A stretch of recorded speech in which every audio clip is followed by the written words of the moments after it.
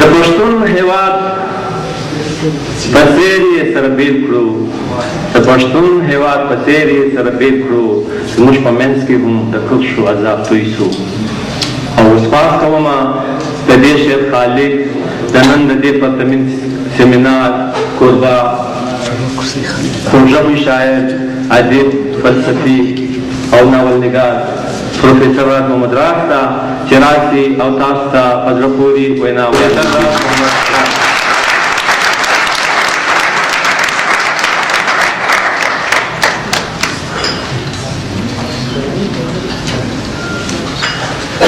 بسم الله الرحمن الرحیم. شروع کوم د عامه مقتدر خدای په نامه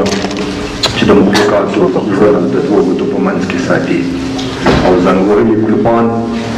د ژبې په اثر او په کرامات سره خلاصوي. زه تر ګوتو وړاندې د لومړ څخه د راغلو افغانانو لیکوالانو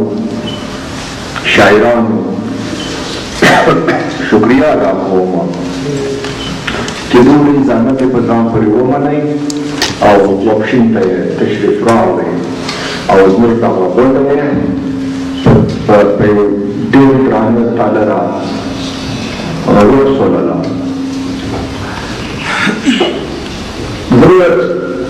افغانانو نه یو خبره کوم، یو سړی په یو غونډه کې په صدارت یا په مهماني خصوصي پیس ناست وي، نو چې دی کول غواړي هغه خبرې ګرځي نور ځینې وکړي، نو هغه بیا اړیانې چې خدای زه نو څه ووایم او زه به هغه خبرې راپیټوم نو پر خلکو هسې د خلکو د اورېدو وجه شي نه. خو یو څو خبرې وې که ستاسو اجازه وي ضرور به یې وکړمه او زه د دې خپلې وینا شروعات په خپلې شعر سره کوم چې د الفت خوند به مې خود په خوله کې تریخ وي، د الفت خوند به مې خود په خوله کې تریخ وي،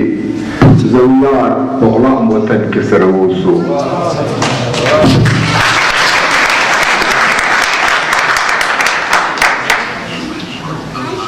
لکه څه ته چې مې وویله چې ځینې خبرې به ما کولې، هغه رفیقي صاحب ډاکټر رفیقي صاحب راڅخه وکړلې که یا چې ما به د پښین د ادبي مرکزیت خبره کوله، کوم چې زموږ په کلاسیک کې شامل شاعران دي د هغو نومونه به مو اخیستله، نو هغه به یې تر ما ډېر زیات ښه پر وګه نیولې چې دا یو محقق دی که نه. ولیکن یوه خبره چې کله زه د تاریخ یو عام غوندې سټوډنټ یم، ولیکن د پښین یا د پښتنو د دې سیمې د جنوبي پښتونخوا د سیمې چې کوم غازیان دي، کوم چې توریالیان دي،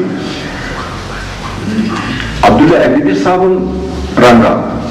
چې ډېر یو پوهان سړی و، هغه هم د دې ذکر نه دی کړی. موږ یو ذکر کوو دلته په داپښین کې، په کاکړو کې، په اڅګزو کې، په نورزایو کې د انګریز په ضد د مغولو په ضد ډېرې ښې مبارزې سوي دي. لیکن زموږ لیکوالان د تاریخ دغه ورکې پاڼې چې دي هغو ته پام نشته چې سره راغونډې کړي. چې لکه څنګه چې ډاکټر صاحب وویله چې یو ادبي مرکز پاته شوی دی، داسې د نومیالیانو د جنګیانو مرکز هم پاته شوی دی. زه یو کوچنۍ کیسه وکړم، خبره خو به راسره اوږدېږي خو بخښنه غواړم. زه په خپله هم د خپلو پښتنو د تاریخونو په وجه نه وم خبر چې کله په پښین کې هم یو تاریخي مبارزې سوي دي، نښتې سوي دي چې په هغه کې د پښین وطن په دا خاوره چې میشته وو، اڅګزو، کاکړانو، ترینانو په مشترکه توګه د افغانستان د خلکو په مرسته د انګریزانو په ضد باندې یو ډېره کلکه مبارزه کړې ده چې اتفاق دی هغه د یکلزو د جنګ په نامه مشهوره سلو. د دې معنا دا نه ده چې دا جنګ یکلزو یې کړی دی، په دې کې کاکړان دي نومونه یې شته، په دې کې سیدان دي نومونه یې شته، په دې کې اڅګزي دي نومونه یې شته، دغه خلک دلته پراته وه. زه چې څنګه په خبر شولم چا بخښنه غواړم چې ما ویل موږ یې ذکر په خپله نه دی کړی. زه په اردو کې چې هلته استاد وم پوهنتون دغه کې په کالج کې، یو وخت مونږ دغسې کتاب راواخیستی د لایبرري صاحب افغانستان په نامه باندې بنګلس په انګریزي باندې و هغه یو جنرال بیک نیون لیکلی و دا کتاب په اردو کې چې په ویلو کې ما زه پرې خبره رالم د ماول د جنګ ذکر چې کړی و نو ویلي و چې تر دې زیاته بده ماته و انګریز ته په ټوله برصغیر کې چې ورکول سوی د هغه د یکلزون په جنګ کې ورکول سوی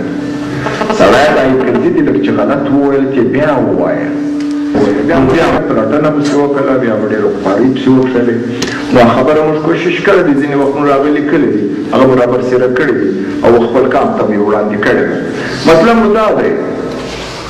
چې هغه مبارزه تر اوسه پاته ده هغه مبارزه تر اوسه مو سر ته نه ده رسېدلې بلکې اوس خو پښتانه د ډېر بده مرغه د ډېرو ستورو سره مخامخ دي هغه ګریټ ګیم چې دی ورته وایه د انګریزانو د دغه تر مابین چې کوم جنګ و د روسیانو هغه لوی جنګ نن د پښتنو په خاوره باندې شروع دی خیر زه په خپل سیاسیاتو ته نه غواړم چې ډېر ولاړ سم خو د ما دلته راغلي څه افغانانو یارانو دوستانو ته یو خبره کړې وه چې لکه موټروي صاحب ته هم خواست وکړي چې ته په اوسني ادب او د پښتنو په چاپېریال باندې دوې درې خبرې وکړه نه نو زه که چېرې ستاسو اجازت وي نو د اوسني پښتنو د ادب او د سیاست او د فیوچریزم په حواله به دوې خبرې وکړم نه چې څه کول پکار دي موږ ته کوم چې حالات شاید موږ ته پېښ دي په دې کې باید چې څه وکړو اوسني پښتانه لکه څنګه چې هر سړی په دې باندې خبر دی د کشو تر عذاب لاندې دي څلورو په پنځو ځایو باندې تقسیم دی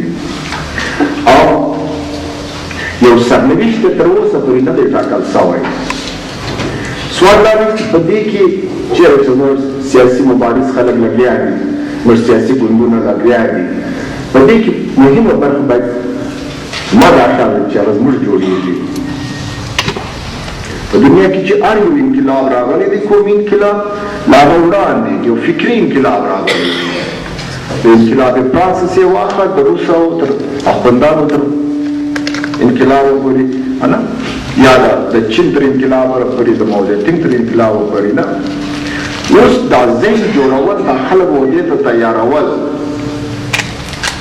چې هغه راڅول یو پاسون په هغو کول هغه سیاسي خلک شته سیاسي خلک به پر مخ بوځي که یا په روس کې په فرانس کې والټیر نه وي روسو نه وي د درو دا نه وي نو د فرانس انقلاب که هم نه راځي مطلب دا دی دلته چې موږ دا پښتانه لیکوالان ناست یو دا شاعران چې ناست یو زما دا خیال دی چې دا په اوسني صورتحال کې چې موږ کوم پښتانه یو د ګلوبلایزیشن په حواله چې پښتنو ته کومې ستړي مسلې پیښې دي نو چې کوم نیشنل کوېشن دی هغه په دغه ګلوبلایزیشن کې په دغه بین الاقوامي حالاتو کې په دا اجتماعیت په دغه حواله باندې هغه ته زموږ یو نوی اپروچ پکار دی که موږ چېرې ملي یووالی غواړو چې موږ د کروشو د عذابه ځان خلاصوو نو په دې کې بنیادي خبره چې دا زموږ لیکوالان ما دا پوه کړل درویش صاحب چې اشاره ورته وکړه یو فکري انقلاب راوستل و پاټیانو ته یو لاین آف ایکشن په لاس ورکول دا زموږ فرض جوړېږي تجزیه کول تحلیل کول که څه موږ څه شکایتونه خو لرو د خپلو ګوندو څخه چې هغه موږ خلکو سره ارتباط نه نیسي خو لیکن برحال موږ پر خپل ځای باندې لګیا خلک یو لکه دغه چې وویله جبار کاکړ صاحب چې وویله چې پښتو ته اوس هم ژوندۍ ده نو پښتنو لیکوالانو شاعرانو ژوندۍ ساتلې ده دوی چې پر کومه خبره باندې زور وکړي چې موږ باید په تعلیمي ادارو ته راولو نه ولا دا خو ډېر لوی ارمان دی مثال یې دا دی ما چې ایم اے وکړه په کراچي یونیورسټۍ کې زه چې وطن ته رالم برته زما پښتو نه وه زده د جبار کاکړ خبره ده په ویلو خو مې زده وه د مور ژبه مې وکړه لیکن لوست نه وه زده بیا خو په ځان پارې وړي پښتو ټولک رساله وه حیوان اخبار ورتې نورې رسالې وې دا پښتو موږ زورکي زده کړه زه اوس هم دی د املا غلطي پکې کوم ګرانه نو د دې لپاره خبره دا کوم چې سیاسي مبارزین خو لګیا دي چې پښتو ژبه غواړي هر څه غواړي موږ هم دغه په دې خبره عمل کوو لیکن خو پښتو ژبې ته یو پایه ورکول هغه ته فکري وسعتونه ورکول په دې اوسني صورتحال کې د پښتنو سرنوشت ټاکل دا د شاعرانو د ادیبانو کار دی زه په خپله حواله زه ادب د سیاست څخه ډېر نه بېلوم تړي سره بولم خو لیکن ادب د سیاست معتاد نه بولم